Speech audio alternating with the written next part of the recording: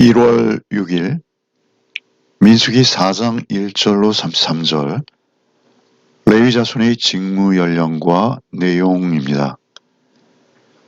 오늘 4장은 모세가 하나님의 지시대로 레위인들의 업무를 보다 세분화하는 내용입니다.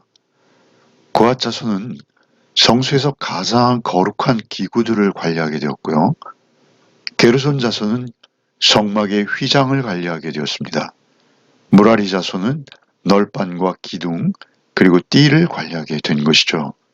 여기서 우리가 기억해야 할 것은 성소에서 봉사하는 일에는 덜 중요하거나 더 중요한 일이 없다라는 것입니다. 어느 것 하나 중요하지 않은 일이 없다라는 것이죠. 오직 충성되이 하느냐 그렇지 않느냐만 있는 것입니다. 먼저 1절로 3절을 읽겠습니다. 또 여호와께서 모세와 아론에게 말씀하여 이르시되 레위 자손 중에서 고핫 자손을 그들의 종족과 조상의 가문에 따라 집계할지니 곧 30세 이상으로 50세까지 회막의 일을 하기 위하여 그 역사에 참가할 만한 모든 자를 계수하라. 우리가 기억하는 것은 모든 레위인들의 숫자를 파악할 때는 생후 한 달 이상 된 자를 계수했습니다. 그런가 하면 이스라엘의 전체 족속들, 그 지파 간의 숫자를 셀 때는 20세 이상의 성인 남성을 기준으로 계수했습니다. 이스라엘 지파들은 전쟁을 대비해서 군사의 숫자를 계수한 것이요. 레위인은 그 생명됨의 가치의 시작부터 하나님의 소유로 계산되어진 것이라면 이제 그 성막에 섬길 수 있는 자들의 나이는요. 그것과는 좀 다릅니다. 30세에서부터 50세. 그러니까 한 달이나 20세가 아니라 30세면 상당히 늦은 나이죠. 그러나 인생의 황금기입니다. 그 30세에서부터 특별히 50세를 넘길 수 없도록 지정하신 것이죠. 성막 봉사는 힘이나 패기가 아니라는 것입니다. 패기나 힘으로 하는 것이 아니고 육체적, 정신적인 성숙함, 신중함, 숙달됨 이런 것들이 요구되어진다라는 것이죠. 하나님의 일을 할 때 그것은 시간이 기한이 있다라는 것입니다. 다윗은 30세에 준비될 수 있었습니다. 하나님께서 특별한 훈련의 기간을 지나게 하셨죠. 예수 그리스도께서도 공사역을 공생애를 시작하실 때 30세부터 시작하시는 것을 볼 수 있습니다. 물론 이 제사장의 나이 30세는 8장 24절에 가면 25세로 하향 조정되어집니다.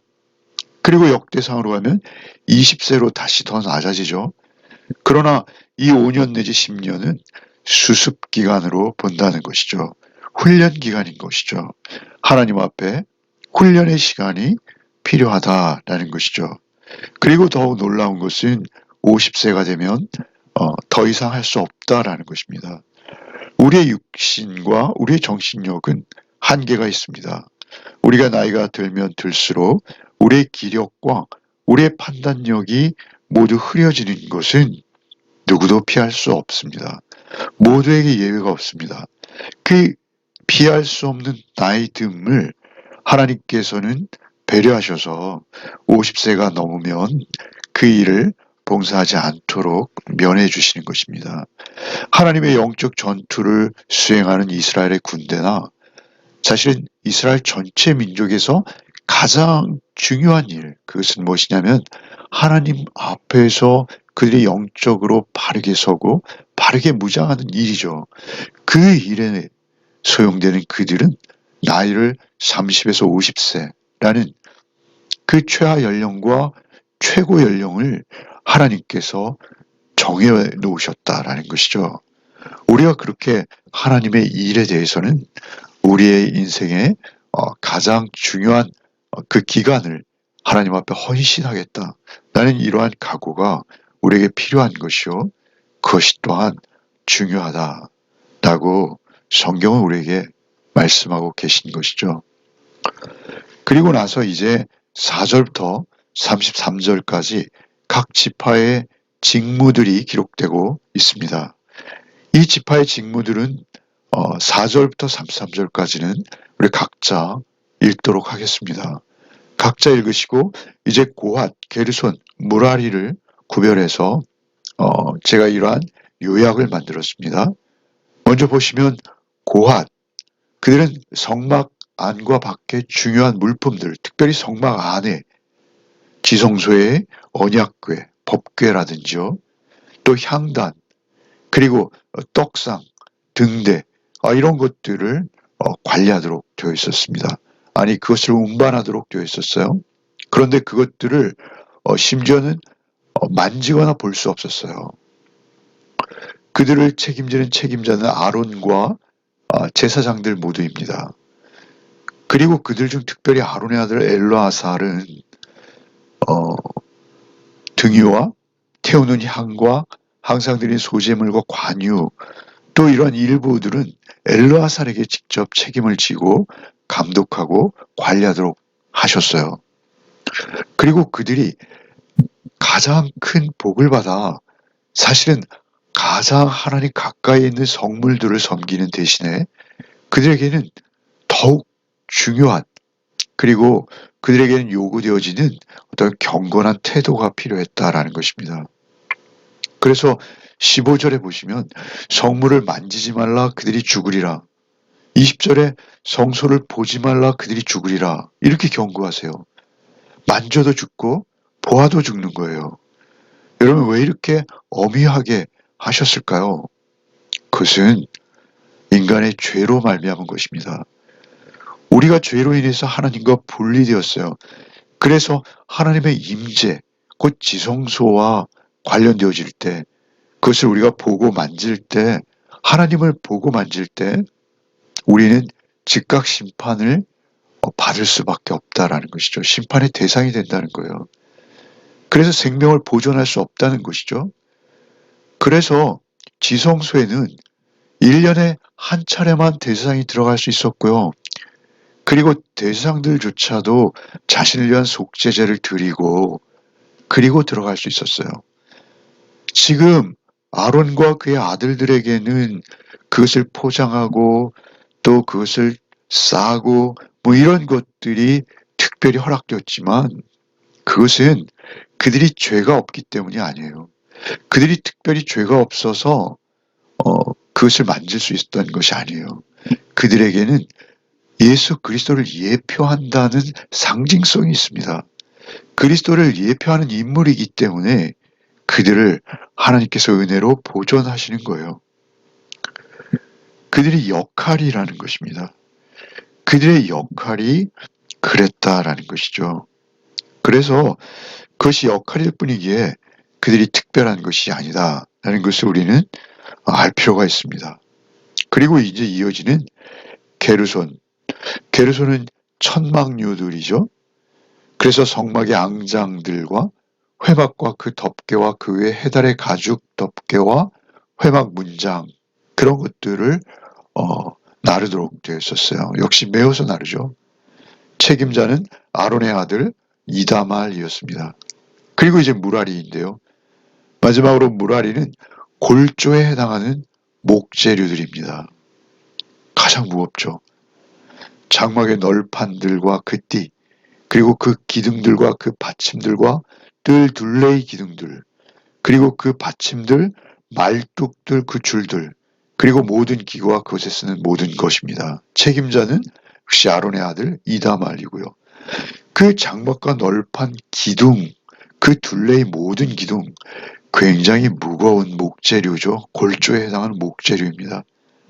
그래서 그들의 인원이 가장 많았어요. 사실은 그들 전체 인원을 제가 말씀드릴 때 무라리가 가장 적었다라고 말씀드렸었죠. 1개월 이상 된 고핫의 자손은 8,600이었고요. 게르손은 7,500이었는데 무라리는 6,200밖에 되지 않았습니다. 그런데 놀라운 것은 30세에서 50세까지를 조사하니까요. 고핫은 2750, 게르손은 2630, 무라리는 3200. 고핫과 게르손보다 무라리가 훨씬 더 많더라는 것이죠. 1개월 이상 된 숫자는 오히려 역순인데요. 30에서 50세 사이는 무라리가 많아요. 참 신비합니다. 저도 무라리가 가장 적은 인원, 8,600, 7,500에서 6,200밖에 안 되는 인원으로 이 가장 무거운 짐들을 어떻게 날랐을까 했는데, 놀랍게도 30세에서 50세 사이는 2,750, 2,630, 무라리는 무려 3,200명이나 되더라라는 것이죠. 그리고 고핫 자손은 끝까지, 처음부터 끝까지 어깨에 메고 날라야 했는데, 게르손은 7장에 가면 황소 4마리와 수레 2개가 허락되어집니다.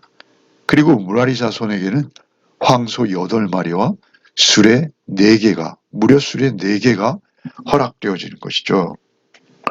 하나님께서는 참으로 공평무사하게 그들에게 이 일들을 배분하셨다라는 것을 알 수 있습니다. 결국 그 8,580명, 그들이 성문을 정성껏 메고 그 광야를 움직였을 것을 우리가 한번 생각해 볼 수 있습니다. 그러면 한번 그 광경을 상상해 보십시오. 어느 누구에게도 맡겨진 짐 없이 빈손으로 가는 사람은 없었을 것입니다. 한 사람도 예외 없이 그렇게 짐들을 짊어지고 또 수레에 싣고 운반하는 광경. 하나님께서 불기둥과 구름기둥으로 임재하시고 그 구름기둥과 불기둥이 떠오르면 그는 즉시 천막을 꾸려서 그 하나님의 임재의 상징을 따라가는 것이죠.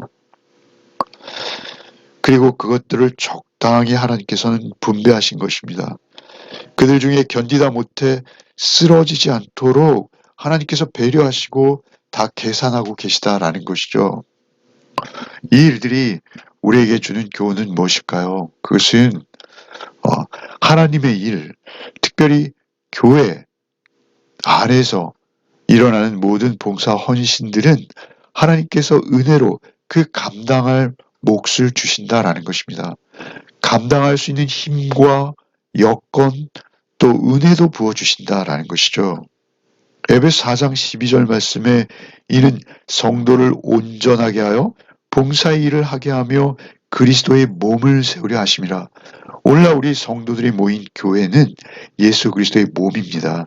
그 몸이 올바로 설 때 교회에 속한 성도들이 그의 삶을 바르게 세워갈 수 있어요. 세상 속에서 영적 전투를 감당할 성도들이 교회 안에서 필요를 채울 수 있도록 그리스도의 몸을 세우기 위해서 우리를 부르시고 우리에게 은사를 주시고 우리에게 봉사하도록 하셨다라는 것이죠. 이는 성도를 온전하게 하여 봉사의 일을 하게 하며 그리스도의 몸을 세우려 하심이라 라고 말씀하신다는 것이죠. 그래서 우리는 누구도 불평할 수 없습니다. 오히려 감사하는 것이죠. 내가 이토록 놀라운 하나님의 일에 쓰임받고 하나님의 일에 부름받았다. 이 부름받음 자체가 놀라운 은혜입니다. 그래서 우린 충성되어야 되는 것이죠. 불평하거나 불만하면 안 됩니다. 그리고 오히려 적극적으로 그러한 일들을 찾아 나서는 것은 우리에게 은혜입니다. 고린도전서 12장 15절 이하에 만일 발이 이르되 나는 손이 아니니 몸에 붙지 아니하였다 할지라도 이로써 몸에 붙지 아니한 것이 아니요 또 귀가 이르되 나는 눈이 아니니 몸에 붙지 아니하였다 할지라도 이로써 몸에 붙지 아니한 것이 아니니 만일 온 몸이 눈이면 듣는 곳은 어디며 온 몸이 듣는 곳이면 냄새 맡는 곳은 어디냐. 그러나 이제 하나님이 그 원하시는 대로 지체를 각각 몸에 두셨으니 만일 다 한 지체뿐이면 몸은 어디냐. 이제 지체는 많으나 몸은 하나라. 눈이 손들어 내가 너를 쓸데없다 하거나 또는 머리가 발더러 내가 너를 쓸데없다 하지 못하리라. 결국 우리는 하나님께서 우리에게 각자에 주신 은사들을 압니다. 그리고 그것을 그 주신 은사를 그 받은 은혜를 가지고 교회를 위해서 적재적소에서 자신의 최선을 다해 섬기는 것, 그것처럼 아름다운 일은 없습니다. 그것은 30세부터 50세, 곧 우리가 활발하게 활동할 수 있는, 지금은 이제 30세에서 50세가 아니죠. 우리 교회에서 정한 어떤 법칙들이 있죠. 그래서 우리가 기력이 닿는 데까지, 사실은 우리가 기력이 닿는 데까지 이 땅을 사는 내내, 아니 사는 마지막 날까지 하나님 앞에 최선을 다해서 내가 할 일을 찾아서 하는 것, 물론 넘쳐서 안 됩니다. 내 은사에 넘치는 과분한 일을 만든 것도 안 되고요. 그렇다고 해서 받은 은혜와 은사가 있는데 아무 일도 하지 않는 것, 그것도 안 되는 것입니다. 우리는 특별히 교회에서 요구하고 교회에서 특별히 지명하여 말씀하는 것들, 그런 것들에 관한 한은 우리가 최선을 다해서 우리의 할 일을 감당하는 것입니다. 그것이 우리에게 은혜요 축복이요 이 땅에 우리가 사는 가장 큰 영광이라는 것을 오늘도 잊지 아니하시고, 또 우리의 하루의 삶 속에서도 우리에게 맡기신 일들이 있습니다. 우리가 교회로서 세상에 나갔을 때 감당해야 될 내 안에 거하신 성령님께서 일러주시는 그 일들을 또 충실히 감당하는 하루의 삶들이 되시기를 바랍니다. 기도하겠습니다. 주님, 감사합니다. 오늘 우리를 주의 공동체로 불러주시고 교회에 속하게 하시고 우리에게 각자의 일을 주시고 또한 그 일을 감당할 수 있는 은혜와 능력 또한 주심에 감사 또 감사를 드립니다. 성실히 충실히 이 영광스러운 일을 최선을 다해 감당하는 우리 각자의 삶이 되게 하여 주옵소서. 오늘 하루도 오직 하나님 앞에 구별되어진 삶으로 우리가 교회를 구성하는 하나님의 자녀다운 삶을 오늘도 살아내게 하여 주옵소서. 오직 성령님께서만 이 일을 이루실 것을 믿사오니 성령께서 오늘 하루의 우리의 삶도 간섭하시고 동행하여 주옵소서. 예수 그리스도의 이름 받들어 기도하옵나이다. 아멘.